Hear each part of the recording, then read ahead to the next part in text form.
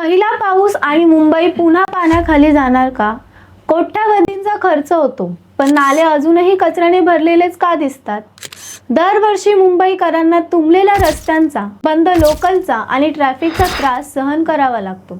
पण यंदा ही परिस्थिती बदलणार आहे का?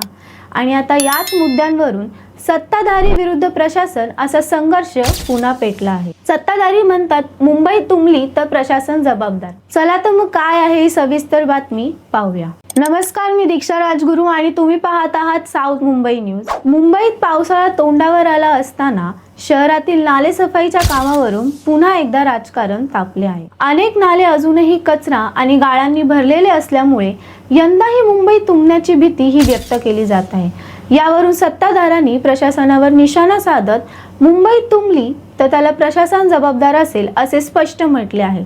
दरवर्षी मुसळधार पावसामुळे मुंबईतील अनेक भाग जलमय होतात. रस्ते, रेल्वे, जनजीवन विस्कळीत होते.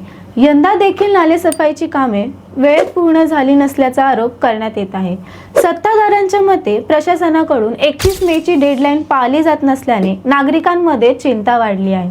नालेसफाईसाठी कोट्यावधी रुपयांचा खर्च केला जातो, मात्र प्रत्यक्षात अनेक ठिकाणी गाळ आणि कचरा दिसत असल्याचे स्पष्ट होत आहे. दरम्यान प्रशासनाकडून मात्र कामे युद्ध पातळीवर सुरू असल्याचा दावा करण्यात येत आहे.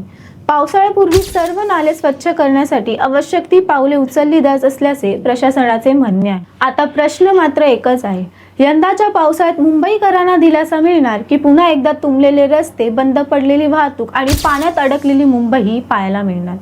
तुमच्या भागात नाले सफाईची कामे पूर्ण झाली आहेत का?